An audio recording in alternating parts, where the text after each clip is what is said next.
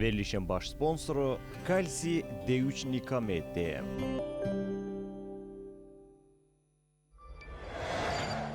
İdman həkimi, fizioterapevt Fərid Səlimovun sponsorluğu ilə Ay Həkim verilişinə baxırsınız.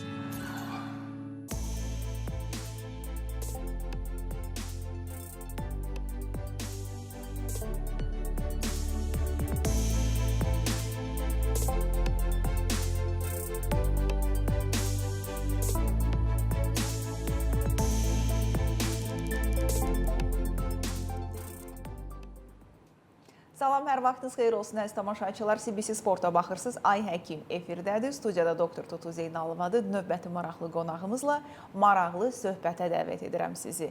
Bugün ağciyərlərimizdən danışırıq. Əslində nəfəs alıb verdikcə bunun yaradan tərəfindən nə qədər böyük lütf olduğunu biz bilmirik. Amma evdəniraq, amma bu hadisələrlə biz rastlaşırıq ki, bəzən tanışlarımızdan, yaxınlarımızdan kiminsə süni tənəffüs aparatına qoşulmaq məcburiyyətində qalır. Yəni, tənəffüs özü nəfəs ala bilmir və bu kifayət qədər bahalı bir, belə deyək, prosedur olur ki, insanın gündəlik o aparatda qalması minlərlə manata başa gəlir nəticədə. Amma biz hər gün nəfəs alıb veririk və məncə ən çox şükür etməyimiz gərəkən məsələlərdən biri də budur ki, sahib olduğumuz hər şey üçün, ilk növbədə sağlamlığımız üçün, gördüyümüz gözlərimiz, aldığımız nəfəs üçün Yaradana təşəkkür etməliyik. Amma təəssüf ki, ancaq problem yaşananda, ancaq nəfəs darlığı yarananda, gözümüz görməyəndə başa düşürük ki, sən demə, mən nə qədər şanslıymışam sağlam olanda və bu sağlamlığı niyə qorumadım? Bugün tənəffüs sistemindən danışacağıq, ağciyərlərimizdən danışacağıq. Elə bu mövzuda qonağımız həkim pulmonoloq doktor Əsəd Beydullayev studiyamızın qonağıdır və bugün müasir dövrdə yaşanan xəstəliklər, pulmonoloqların rast gəldiyi çətinliklər və hansı mövzuda əhaliyə çağırış etmək istəyərdilər. Bu haqda Əsəd doktor düşünürəm ki, maksimum maarifləndirəcək sizi. Xoş gəlmişsiniz. Xoş gördük. Biraz girişi uzun elədim. Ətraflı elədiniz və hər şey, mən deyəcəklərim də bir qismini dediniz. Mən təşəkkür edirəm sizə, tamaşaçılarımızı salamlayıram. Ümid edirəm ki, proqramımız onlar üçün maraqlı olacaq, faydalı olacaq. Əminəm ki, belə də olacaq. Doktor, həkim pulmonoloq kimdir? Həkim pulmonoloq ağciyər həkim nəzərdə tutur, ağciyərlər nəzərdə tutur pulmonoloq dedikdə. Öncədən Azərbaycanda pulmonoloq anlayışı çox zəif idi. Korona bəlasından sonra ağciyər həkimlərinin olan ehtiyacının nə dərəcədə ağır olduğu duyuldu və ondan sonra pulmonoloqlar haqqında artıq bir fikir formalaşdı. Və deyərdim ki, mütəxəssislərimizin sayı da koronadan sonra artmağa başladı. Bu bizi çox sevindirir. Düzgün qoyulan diaqnozlar, düzgün müayinələr və həkim pulmonoloqların sayının artması insanlarımıza da düşünürəm ki, faydalı olacaq. Yəni, bu problemləri aradan qaldırmaqda. Həkim pulmonoloq ağciyərləri müalicə edən insandır. Hansı xəstəliklərlə sizə müraciət edirlər? Çünki biz əvvəllər Sovet dövründə ağciyərlər deyəndə ağlımıza ilk gələn tuberkuloz idi və fiziatr deyə bir həkim var idi ki, o tuberkulozu müalicə edirdi. İndi bunlar hamısı pulmonologiyanın içindədirmi, yoxsa yenə də ayrılırmı? Fiziatr ayrıdır, pulmonoloq ayrıdır, allergoloq ayrıdır? Ümumiyyətlə, bilgi olsun deyə demək istərdim ki, tənəffüs yollarımız üst və alt tənəffüs yollarına bölünür. Bunların fərqli nahiyələrində xəstəliklər bir-birlərindən fərqlənir. Məsələn, bizim bronxlarımızda olan xəstəliklər hava yolu xəstəlikləri olaraq ayrılır. Ağciyərin parenxim toxumasında olan, alveolları əhatə edən, məsələn, pnevmoniya xəstəlikləri var, onlar parenxim xəstəlikləri sayılır.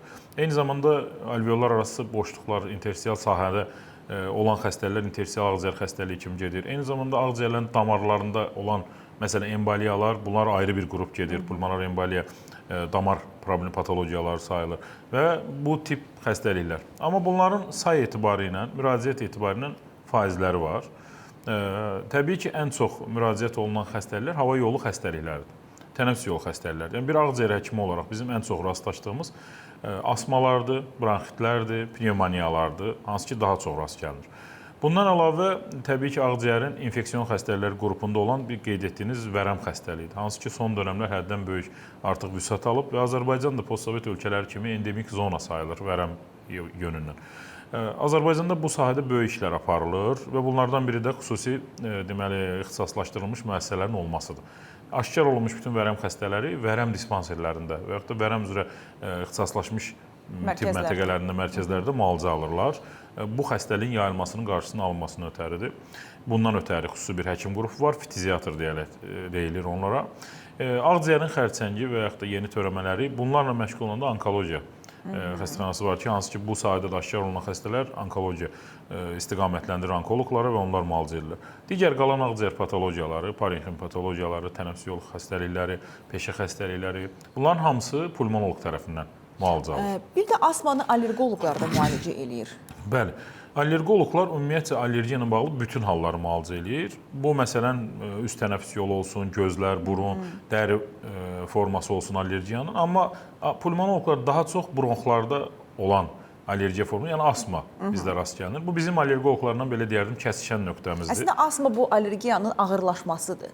Ağırlaşması Asmaya qədər allergoloq, daha sonra mı pulmonoloq qoşulmalıdır işə, yoxsa bərabər mi işləməlidir? Məsələn, bizim gözlərimizdə allergik bir reaksiya olur, buna allergik konjunktivit deyirlər və yaxud da burunda olanda allergik rinit deyirlər. Amma bu proses, həmən həssaslıq bronxlarımızda olanda bronxlar daralır, nəfəs alma çətinləşir, bir klinika çıxır meydana. Buna artıq asma xəstəliyi deyirlər. Yəni bu sadəcə allergiyanın hansı nahiyənin allergiyaya daha həssas olduğundan irəli gələn bir durumdur. Amma asma daha vahiməli gəlir. Bəli, asma adı ümumiyyətcə Azərbaycanda çox belə qorxulu səslənir. Niyə? Mən sizə deyim. Bu digər sahələr kimidir. İnsanlarımız həkimə gec müraciət etdiyi üçün, təbii ki, asma xəstəliyi uzun müddət davam etdikdə artıq ağır hala gəlir. Yəni bronxdakı dəyişikliklər geri dönməz hal alır. O zaman bu xəstələri müalicə etmək üçün bildiyiniz kimi ənənəvi təcili yardım çağırırlar, o bir öfülün vurur falan. Qonşular da bunu görür və asma deyəndə artıq hamıda bir xof yaranır. Məndə nə deyirsiniz deyin, asma deməyin. Biz izah eləməyə çalışırıq ki, hətta yüngül bir bronxlarda olan xışıltılar, gecə yatanda hiss etdiyiniz bir fit səsi və yaxud da öskürək ola bilər yalnızca. Bunlar belə asma ola bilər. Yəni adı eyni ola bilər, amma ağırlıq dərəcəsi fərqlənir təbii ki bunların. Ona görə ilkin dövrdə, o dediyimiz mərhələlərdə müalicə olunduqda artıq o yerə gedib çatmır. Yəni o ağırlaşma olmur və o klinikanda biz az görürük. Mən çox sevindirici hallardan biri odur ki, dediyim ki, mütəxəssislərimizin artması bugün ağırlaşmış asmaların sayının azalmasına gətirir, çıxarır. Artıq insanlar maariflənirlər, düzgün dərman istifadə edirlər, vaxtında edirlər. Yəni bir asma xəstəsi həkimin təyinatına əsasən ağırlığına görə davamlı təzyiq xəstəsi kimi gündəlik dərmanını qəbul etməlidir. Belə olduğu halda kontrollü asma olur və artıq problem yaşamır xəstə. Əks halda zamanla ağırlaşan asma elə bir hala gəlib çıxa bilər ki, bəzən artıq geri dönməz bir proses olur. Yəni verdiyin dərman belə bu halda faydalı olmur. Yəni belə bir durum var.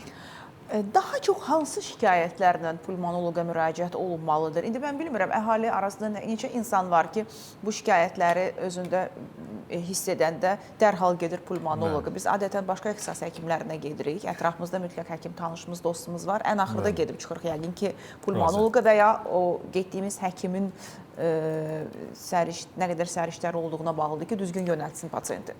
Bizim bütün maarifləndirmələrimizin məqsədində nə durur? Bütün pulmonoloqların. Məsələn, ürəyində ağrısı olan bir insan, hətta o ürək olmasa belə, qida borusunun ağrısı olsa, ya döş sümüyünün ağrısı olsa belə, yenə də ürək həkiminə getməyə çalışır. Çünki bir fikir var ki, ürəyin ağrısı ürək həkiminə get. Ancaq məsələn, öskürəklə, nəfəs darlığı ilə, sinədə xışıltı ilə bu simptomlar olduğu halda insanlar çox halda terapevtlərə müraciət edir. Bu da doğrudur. Mən buna etiraz etmirəm. Terapevtlərimiz də yetərincə bu işdə faydalı olur. Amma bəzi xəstəliklər var ki, pulmonologiyada bu onları da çaşdıra bilir, ağır xəstəliklər və yanlış müalicəyə və zaman itkisinə gətirib çıxarda bilir.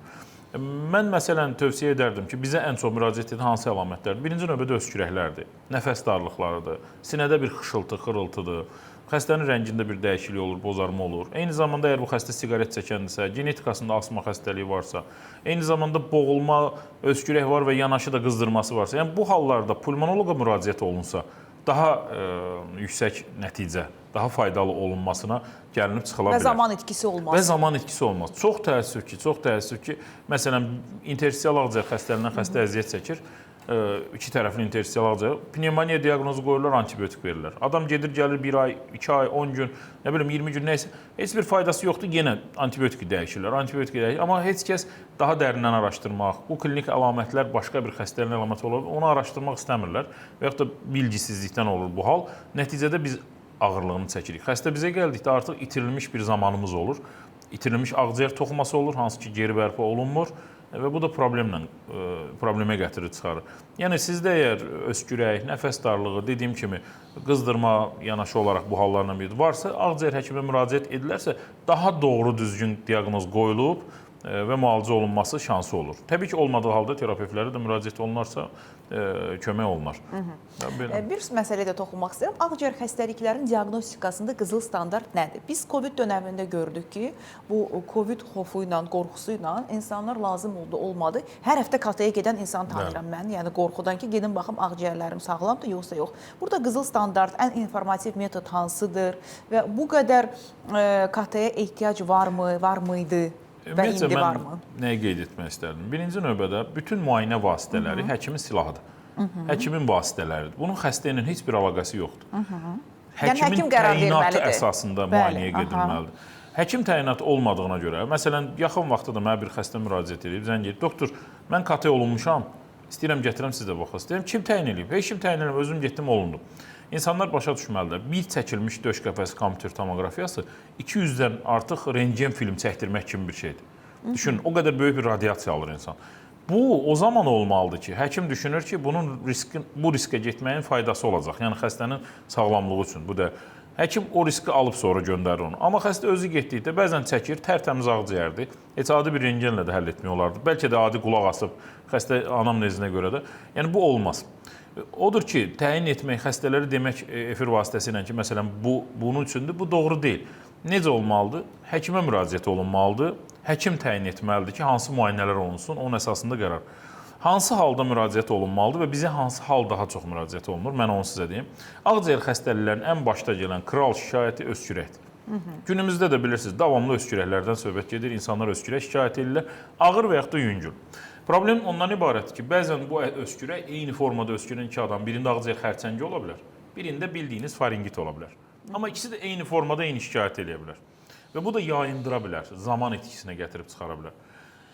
Tamaşaçılara nəyi demək istəyirəm? 3 həftəyə qədər olan öskürəklər kəskin öskürəklər sayılır. Bu öskürəklər adətən arxasında bir infeksion proses durur. Qrip, nə bilim, adi soyuq dəymələr falan, burun axıntılar. 3 həftədən artıq, xüsusən də 8 həftənin üstündə öskürək davam edirsə, bu ciddi bir xəbərçidir. Artıq bunu araşdırmaq lazımdır. Bu ya hansısa bir xronik xəstəliyin əlamətidir. Məsələn, asmanın və yaxud da digər interstisial hansısa bir xəstəlik və yaxud da xərçəngi xəstəliyi də ola bilər. O yüzden onun araşdırılıb, diaqnoz qoyulub və artıq nəticəsinə gəlinməsi lazımdır. Yəni 6 ayda öskürürəm, doktor, dolaşıram, bu olmaz. 3 həftəyə qədər olan öskürəklərdə terapevtlər vasitəsilə, bəlkə də özləri əgər ciddi əlamətlər yoxsa bir müalicə edə bilərlər. Əsas ilkin şikayətimiz öskürəkdir. İkinci bundan sonra gələn əlamət nəfəs darlığıdır. Nəfəs darlığı demək olar ki, ciddi ağciyər xəstələrinin çoxsunda yanaşı gedir. Məsələn, asmalar.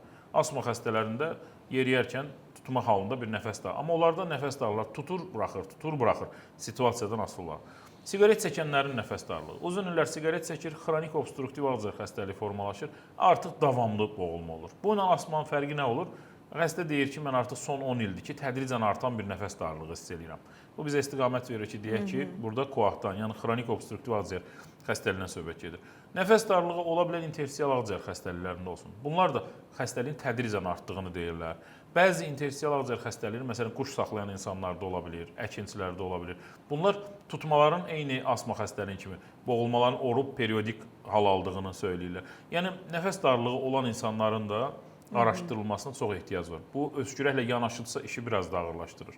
Eyni formada digər görünən əlamətlər, məsələn, rəngin dəyişməsi, xəstənin göyərməsi. İndi insanlarda maariflənmə və cihaz çoxalıb. Bilirsiniz, koronadan sonra çox evlərdə saturasiya cihazı var. Taxıb baxırlar. Bu bizim üçün böyük köməkçidir. Məsələn, təsadüfən qonşuda var taxtlar, saturasiya olmalıdır 95-in üzərində, saturasiyası 90-lardadır. Bir araşdırılması lazımdır. Səbəb nədir?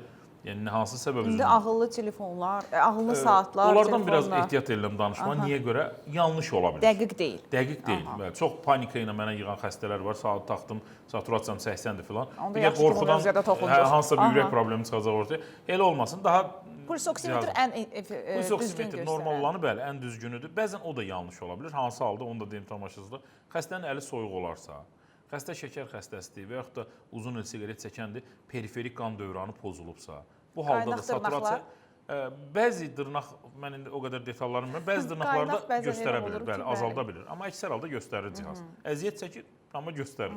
Yəni o da xəstələr üçün bir istiqamət ola bilər ki, hansı zaman pulmonoloqa gedək.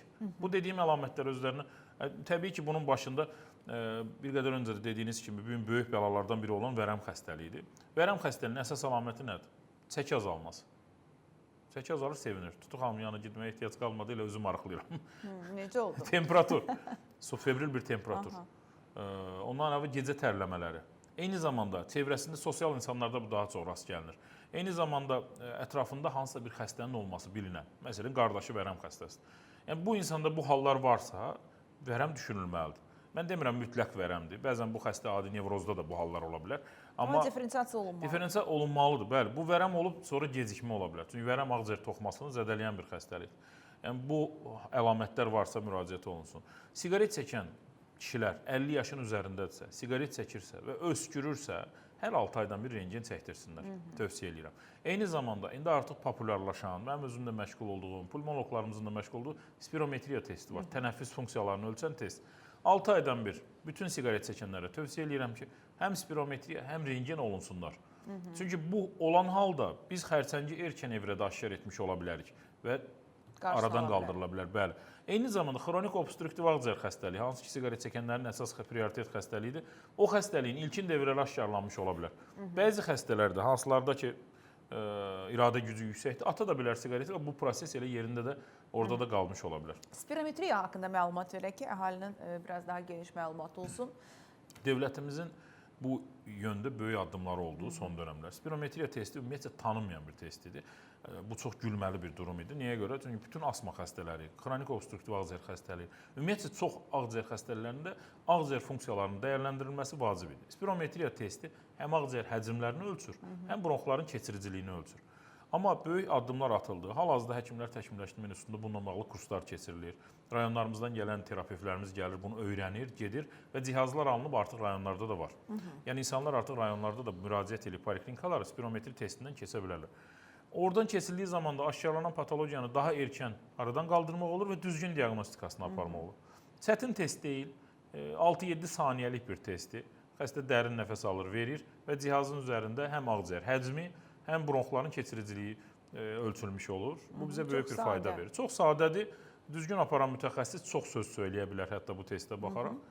Tövsiyə edirəm ki, nəfəs darlığınız varsa, xüsusən də yol yeriyərkən yoldaşlarınızdan, dostlarınız geri qalırsınızsa, pilləkən çıxamırsınızsa, o zaman bir spirometri testi edərək nəfəs darlığının səbəbini araşdırın. Eyni zamanda əməliyyat önü də dəyərləndirmədə böyük fayda verir. Siz özəl xəstəxanada çalışırsınız, referans...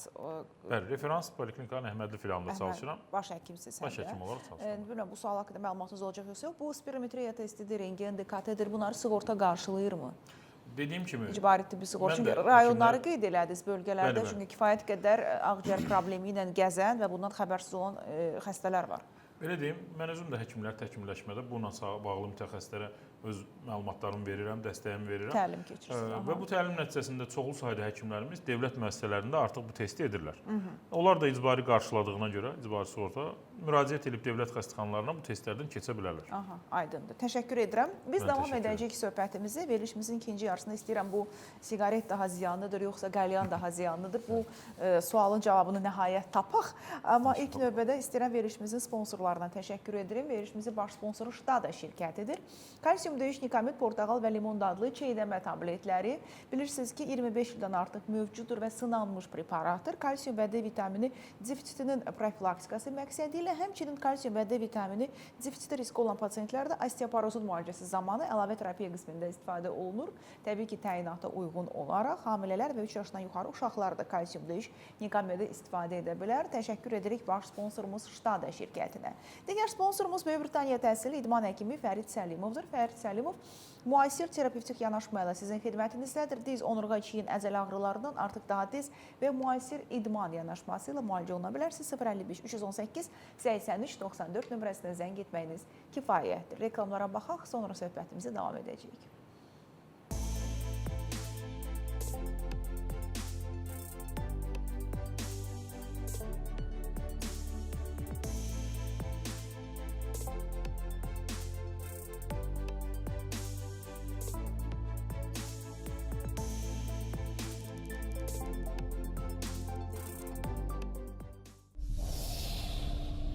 Verilişin baş sponsoru Kalsi D3 Nikamed.